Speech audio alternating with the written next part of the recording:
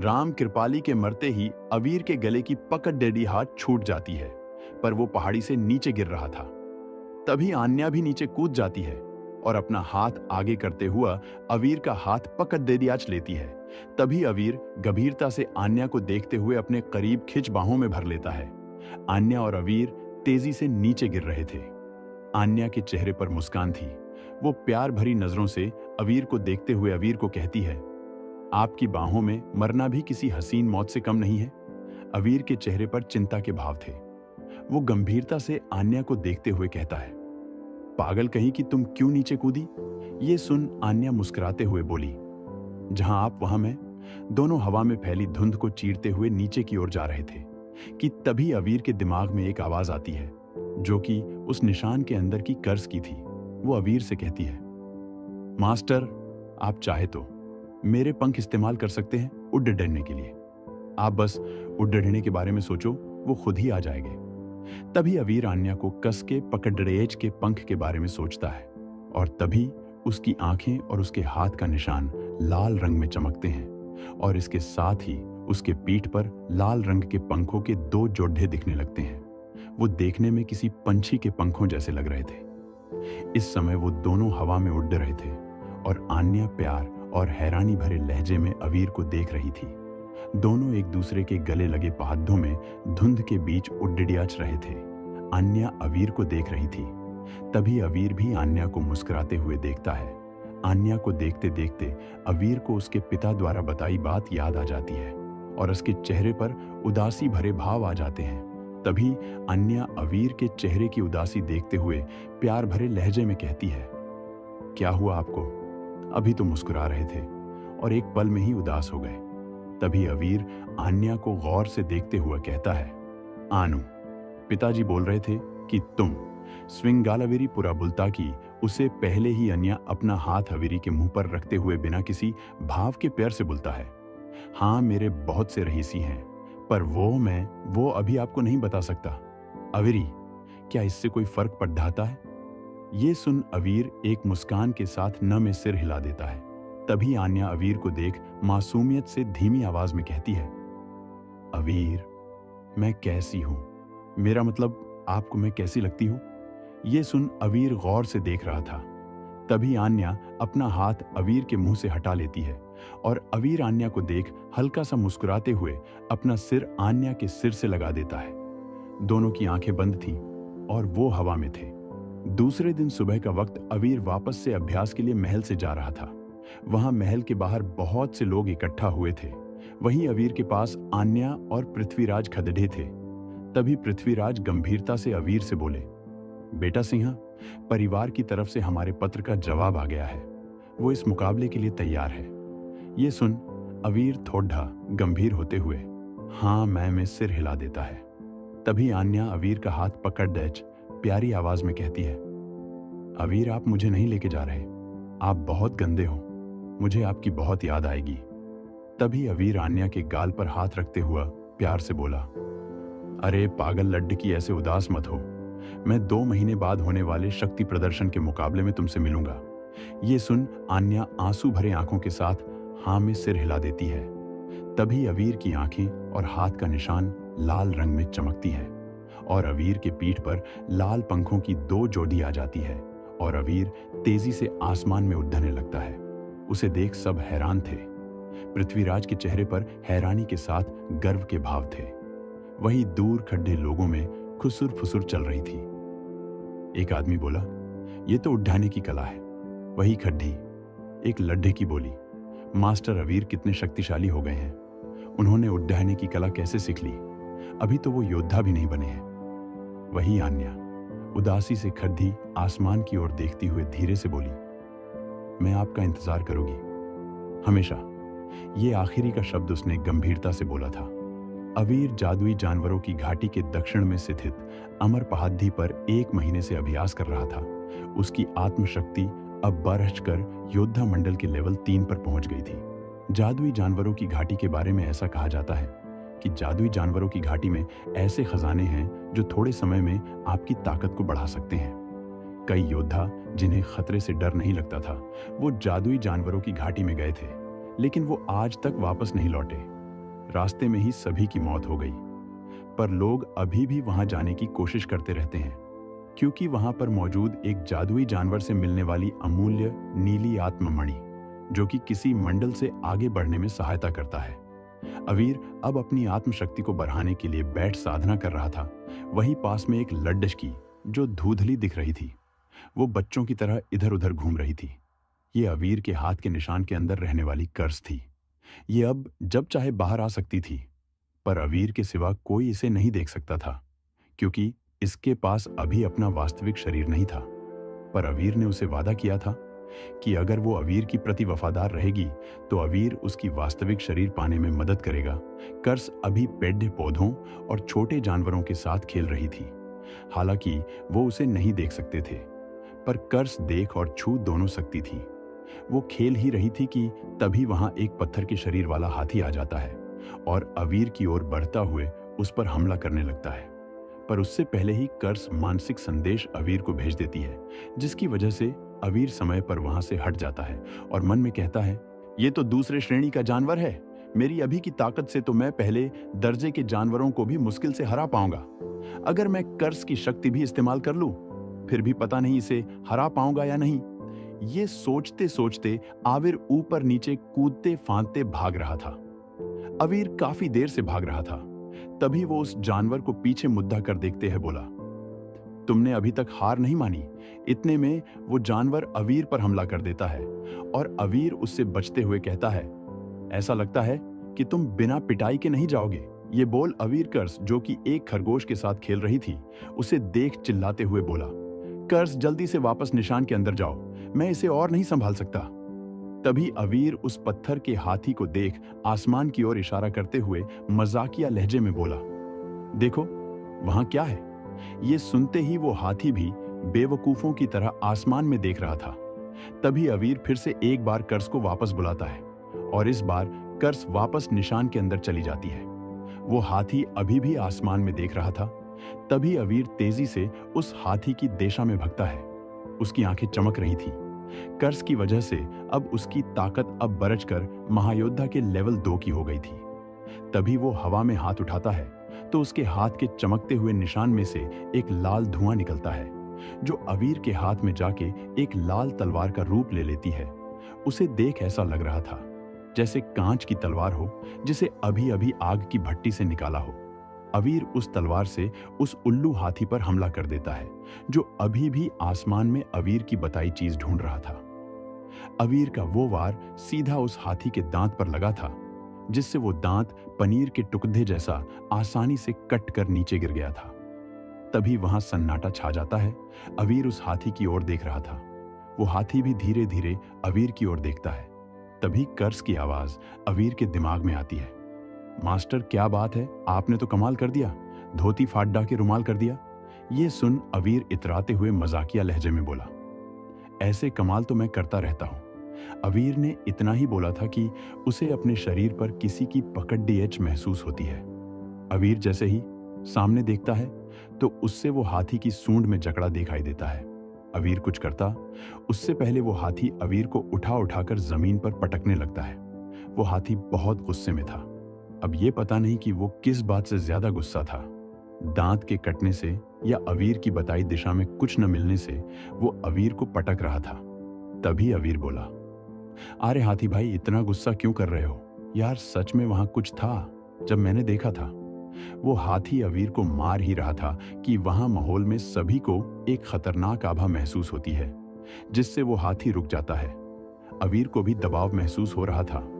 वो आभा नजदीक आ रही थी, जिसकी वजह से वो जानवर अवीर को छोड़ डॉच वहां से भाग जाता है। तभी अवीर जमीन से उठ खड़ा होता है और अपने होठों के किनारे से निकल रहे खून को हाथ से पोंछता है। तभी कर्स बाहर आती है और अवीर के बगल में खड़ी होते हुए कहती है, वाह मास्टर, क्या धोया है। हाँ हाँ हाँ, उस हाथी ने आपको। ये सुन अवीर टेरही नजरों से कर्स को देखता है, जो हंस रही थी। योद्धा बनने के बाद अवीर का शरीर पत्थर जैसा मजबूत हो गया था, इसलिए उसे कुछ ज्यादा चोट नहीं आई। तभी वो आभा बहुत बढ़ जाती है, जिससे अवीर पर दबाव भी बढ़ जाता है। कर्स खुद ही निशान के अंदर चली जाती है। तभी अवीर को आसमान में उड़ती एक लड़की नजर आती है, जिसने स्लीवलेस सफेद शॉर्ट ड्रेस जो घुटनों के ऊपर तक आ रही थी पहनी थी। उसके कमर पे एक कपड़े की बेल्ट थी, जिसके बीच में सोने के काम में एक नीला क्रिस्टल लगा हुआ था।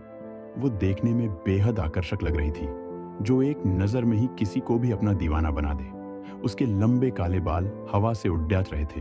वो एक पल में अवीर के ऊपर से गुजर जाती है। उसे देख अवीर के मुंह से निकलता है, क्या लड़की है और क्या ही उसकी शारीरिक बनावट है। कौन है ये लड़की जिसके होने भर से ही जादुई जानवर डर कर भाग रहे हैं। कहीं ये कोई आने वाला अवीर पर खतरा तो साबित नहीं होगी। जानने के लिए बने रही ये हमारे साथ। एक नई सुबह अवीर जादुई जानवरों की घाटी से लगभग 100 किलोमीटर दूर वापस उसी काली घाटी में आया था जहां उसने अपने कर्ज पर काबू किया था। अवीर रास्ते पर चल रहा था और आते जाते लोगों को मिल और बुला रहा था। यहां सब उसे पहचानने लगे थे। तभी कुछ लड़कियां अवीर के पास आती है और उसे घेर लेती है। तभी उनमें से एक लड़की कहती है, मास्टर अवीर, आप वापस आ गए, लेकिन इस बार 10 दिनों बाद आए हो। अवीर वही खद्धा अपने सर के पीछे हाथ रखे मुस्कुरा रहा था। तभी एक और लड़की अवीर से पूछते हुआ कहती है, मास्टर अवीर, आपके कपड़े काफी गंदे हो गए हैं। क्या आप किसी जादुई जानवर से लड़े थे? वही दूसरी लड़की बीच में छेंकते हुए कहती है, और तुम्हें क्या लग रहा है? मास्टर अवीर को देखकर ही लग रहा है कि इन्होंने उस जीव को खूब पीटा होगा। तभी एक हंसती हुई प्यारी आवाज अवीर को मन में सुनाई देती है, हाँ हाँ हाँ हाँ हाँ, बहुत पीटा। पर उस जानवर ने इन्हें। ये सुन अवीर बच्चों की तरह मन में गुस्सा करते हुए मन में ही उस आवाज की मालिक यानी कर्स से कहता है, चुप हो जाओ। वो तब मैं तैयार नहीं था, नहीं तो मैं उस हाथी की शक्ल में गधे को अच्छा पीटता। ये सुनकर भी कर्स हंसे जा रही थी। तभी दूसरी लड़की अवीर का हाथ पकड़ प्यार भरे लहजे में कहती है, मास्टर अवीर, क्या आप आज हमें अपनी कोई नई तकनीक दिखाएंगे? तभी वहां से शशि अवीर और उस लड़की के बीच में आते हुए उस लड़की का हाथ दूर करते हुए कहती है, तुम सभी यहां क्या कर रहे हो? तुम सबको अनुपम के साथ जड्ढी बूटियां लाने नहीं जाना क्या? ये सुन उन सब का चेहरा उतर जाता है, पर उन्हें जाना ही पड्डा रेचता है। इसलिए वो जाते जाते अवीर से बोलती है कि वो उनके आने तक वापस मत जाए, जिसके जवाब में अवीर हाँ में सिर हिला देता है। तभी शशि अवीर को प्यार से देख पूछती है, अवीर, क्या आप ठीक हैं? आपको इतनी छोटे कैसे लगी? आप मेरे साथ चलिए, मैं दवाई लगा देती हूं। तभी अवीर हल्की मुस्कान के साथ शशि को देख रोकते हुए कहता है, अरे तुम चिंता मत करो, मैं बिल्कुल ठीक हूं। ये बोलते हुए अवीर अपना हाथ आगे करता है। हाथ आगे करते ही उसका निशान चमकने लगता है और उसके साथ उसके हाथ में 2 हरे रंग की गोली आ जाती है। ये गोली, जिन्हें जीन प्राश के नाम से जाना जाता है, इनका उपयोग चोटों और आत्मशक्ति को ठीक करने के लिए किया जाता है। इसका असर बनाने वाले वैद्य के लेवल पर निर्भर करता है। अवीर के हाथ में मौजूद गोलियां लेवल 2 की थी, जो उसने खुद बनाई थी। वो वैद्य सजीवन से गोलियों को बनाने की कला सीख रहा था। अभी उसे लेवल 2 की गोलियां बनानी आती थी। अवीर अपने हाथ में मौजूद गोलियों को खाते हुए शशि से कहता है, ये लो, मैंने दवाई भी खा ली, कुछ ही मिनटों में मेरे घाव ठीक हो जाएंगे। ये सुन शशि मुस्कुराते हुए हाँ में सिर हिला देती है और प्यार से कहती है, अवीर, मेरे साथ चलिए, आपको कुछ दिखाना है।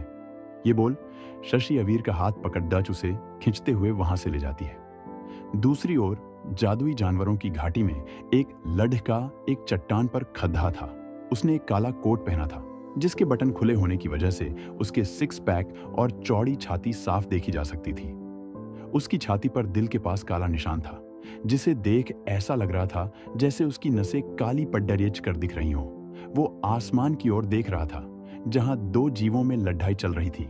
वो इतने शक्तिशाली थे कि पूरा आसमान कांप रहा था और वहां के सभी जानवर डरकर भाग रहे थे। उनकी लड़ाई के प्रभाव से हवा के बड़े बड़े बवंडर उठ रहे थे, जिसकी वजह से उस लड़के के बाल कोट और चेहरे पर बंधा कपड़ा हवा में लहरा रहा था। ये लड़का और कोई नहीं, वही नकाबपोश था जो अवीर पर नजर रखे हुए था। वो जहां देख रहा था वहां एक लड़की एक जादुई जानवर से लड़ाई कर रही थी, जो दिखने में किसी नीले रंग के बड्ढे से चील जैसे दिखने वाला जीव था, जिसके पंख नीले रंग के कांच जैसे लग रहे थे। दोनों की लड़ाई को देख कोई अनुमान नहीं लगा सकता था कि कौन जीतेगा। ये लड़की वही थी जिसे अवीर ने कुछ देर पहले देखा था। इसकी एक और पहचान भी थी, जो कि महारानी की सबसे करीबी योद्धा की थी। वो नकाबपोश आसमान में देख ही रहा था कि तभी एक ऊर्जा का गोला उसकी तरफ आने लगता है। वो गोला इतना शक्तिशाली था कि एक साथ योद्धाओं के समूह को खत्म करने में सक्षम था। पर वो उस गोले को अपनी ओर आता देख बिल्कुल नहीं घबराता। वो गोला जैसे ही उससे टकराने वाला होता है, तभी वो नकाबपोश अपनी पीठ पर टंगी एक तलवार, जो दिखने में बेहद काले पत्थर जैसी थी और उस पर कुछ प्राचीन शब्द उकेरे हुए थे, वो वही तलवार निकाल उस ऊर्जा के गोले पर हमला कर देता है। देखते ही देखते वो ऊर्जा का गोला उस तलवार द्वारा सोख लिया जाता है। उस तलवार पे उकेरे सभी प्राचीन शब्द पीले रंग में चमक रहे थे। उस ऊर्जा के सोखे जाने के बाद वो तलवार वापस अपनी पीठ पर टांग लेता है। वो जानवर 5वें दर्जे का और उस घाटी का राजा था। ऐसे जानवर बहुत ही कम पाए जाते हैं और ये जानवर 50 सालों में एक आत्ममणि गिरता है, जिनमें से नील आत्ममणि सबसे दुर्लभ है और ये जानवर नीलमणि वाला ही था। वहां लड़ाई चल ही रही थी कि तभी एक और जानवर पीछे से उस लड्डेचकी पर हमला कर देता है। पर वो लड्डेचकी चौकन्ना थी और समय पर उसके वार से बच जाती है। तभी वो अपनी सफेद तलवार हवा में लहराती है और एक वार में उस अभी अभी आए जानवर को खत्म कर देती है, जो कि 4थे दर्जे का जानवर था। वहीं दूर खड़ा वो नकाबपोश उस लड्डेकी की युद्ध कला और ताकत से काफी प्रभावित था। तभी वो देखता है कि जब वो लड़की दूसरे जानवर को मार रही थी, तभी वो पहले वाला जानवर उस पर आत्मशक्ति प्रतिबंधित बोलकर आंखों से एक नीले रंग की किरण से हमला कर देता है, जिसे देख वो नकाबपोश कहता है, ये तो आत्मशक्ति प्रतिबंधित करने वाला हमला है। उधर वो हमला सीधा उस लड्डेचकी को लगता है, जिस वजह से उसको सब धूधला दिखाई देने लगता है। अब वो आत्मशक्ति इस्तेमाल नहीं कर सकती थी। जब तक वो ठीक ना हो जाए, तभी वो पंछी उस लड्डेचकी के सिनी पर अपने पंजों से एक हमला करता है, जिससे वहां के कपदेधे का कुछ हिस्सा फट जाता है और उसका अंदरूनी कवच दिखाई देने लगता है। उसके वार से कवच भी थोड़ा क्षतिग्रस्त हुआ था। उस वार के बाद वो लड्डेचकी बेहोश होकर नीचे गिर रही थी। वो गिर ही रही थी कि किसी की मजबूत बाहें उसे पकड़ लेती है। ये कोई और नहीं, वही नकाबपोश था। उस नकाबपोश ने उस लड्डेकी को बाहों में उठा रखा था कि तभी वो जानवर उस पर भी आत्मशक्ति प्रतिबंधित हमला कर देता है। तभी वो नकाबपोश वहां से गायब हो उस जानवर के पीछे प्रकट होता है। वो जानवर हैरान था, क्योंकि उसके इस हमले से बचना कोई मामूली बात नहीं थी। तभी वो जानवर पीछे मुद्द उस नकाबपोश को देखते हुए इंसानी आवाज में कहता है, देखने में तो मामूली योद्धा लगते हो, लगता है किस्मत कुछ ज्यादा ही अच्छी है तुम्हारी, जो मेरे हमले से बच गए। वो नकाबपोश कोई जवाब नहीं देता, बस उसकी आंखें सुनहरे रंग में चमकने लगती हैं। उसी के साथ वो नकाबपोश उस जानवर की आंखों में देखता है। जैसे ही दोनों की आंखें मिलती हैं, वो जानवर एकदम शांत हो जाता है। वो हवा में किसी मूरत जैसे खड़ा था। कुछ देर बाद वो नकाबपोश उस जानवर को कुछ समय के लिए जमा कर वहां से निकल आया था। पर जैसे ही वो जानवर होश में आया था, वो गुस्से में दोनों को पूरी घाटी में ढूंढ रहा था। दूसरी ओर वो नकाबपोश उस लड्डेचकी को एक झरने के पानी के पीछे मौजूद एक गुफा में ले आया था। वहां वो लड्डेचकी बेहोशी में बद्धा रही थी। तभी वो नकाबपोश अपनी स्टोर अंगूठी में से कुछ दवाइयां निकलता है। वो लड्डेचकी को देख बोलता है, इसके जख्म न तो मामूली है और न मामूली जगह पर है, क्या करूं, इलाज करूं या नहीं। तभी उसकी नजरें उस लड्डेचकी के चेहरे की तरफ जाती हैं। वो मासूम सा चेहरा उसे आकर्षित कर रहा था। वो उसके चेहरे के पास और पास जाते हुए धीमी आवाज में कहता है, तुम किस्मत वाली हो जो मैं यहां था, नहीं तो अभी तक तुम्हारा काम तमाम हो चुका होता। तभी वो उसके सीने के जख्म देखने के लिए हाथ आगे बढ़ाता है कि तभी वो लड्डेचकी होश में आ जाती है और उस नकाबपोश की ओर देखती है। उस लड्डेचकी को खुद को देखता पाके उस नकाबपोश लड्डेचके के चेहरे के रंग उड़ जाते हैं। वो लगभग घबराते हुए कहता है, मैं तो बस तुम्हारे जख्मों का इलाज कर रहा था, ये बोल वो एक दवाई की शीशी उसकी ओर बढ़ाते हुए झूठी मुस्कान, जो कि काले कपड़े की वजह से दिख नहीं रही थी, के साथ कहता है, मेरा कुछ गलत करने का इरादा नहीं था। तुम बेहोश थी तो मैं तुम्हें दवा लगाने की सोच रहा था, लेकिन जब तुम अब जाग रही हो तो तुम इसे खुद लगा सकती हो। तभी वो लड्डेज की उठने की कोशिश करते हुए कहती है, आह, वो जानवर ने मेरी आत्मशक्ति प्रतिबंधित कर दी है। मुझे ठीक होने में थोड़ा वक्त लगेगा। ये दवाई तुम खुद लगा दो, लेकिन पहले ये कपड़ा अपने चेहरे से हटा लो, ताकि अगर तुम कुछ गलत करो तो मुझे पता तो हो किसे मारना है। ये बोलते हुए उस लड्डेडेचकी के चेहरे पर कोई भाव नहीं थे। तभी वो नकाबपोश अपने चेहरे पर से कपड़ा हटाता है। उसके हटते ही एक खूबसूरत चेहरा नजर आता है, जिसमें उसकी नीली आंखें चार चांद लगा रही थी। वो लड्डेचकी भी एक पल के लिए उसके चेहरे में खो गई थी। तभी वो कहती है, जल्दी लगाओ दवाई। ये सुन वो लड्डेचका उस लड्डेचकी के पास जाता है और पीछे से उसकी पोशाक खोल देता है। उसकी पीठ एकदम दूध जैसी सफेद थी, जिस पर उसके काले बाल लहरा रहे थे। अभी उसके सीने पर बस एक छोटा सा कवच था, जो सिर्फ जरूरी अंगों को ढके हुए था। पर तभी वो लड्डका वो भी निकाल देता है। अभी वो लड्डकी बिना कपद्धों के थी। वो अपनी मुट्ठी कसते हुए आंखें बंद कर लेती है। तभी उसे अपने शरीर पर कुछ गर्म एहसास होता है। वो जैसे आंखें खोल के देखती है तो उसको अपने शरीर पर एक काला कोट नजर आता है, जो कि उस लड्डी एचके का था। वो लड्डी एचका उसके पास बैठा था। उसने ऊपर कुछ नहीं पहना था। उस लड्डी एचके की अच्छाई देख उसके चेहरे पर हल्की मुस्कान आ जाती है, जिसमें थोड़ा थोड़ा दर्द भी झलक रहा था। तभी वो उस लड्डचकी को लेटने को बोलता है और फिर उसके जख्मों को देख दवाई लगाने लगता है कि तभी उस लड्डचकी की चीख की आवाज सुनाई देती है। कौन है ये नकाब वाला लड्डचका जो हर जगह पहुंच जाता है, और क्यों कर रहा है ये उस लड्डचकी की मदद? क्या वो लड्डचकी दोस्त है या दुश्मन?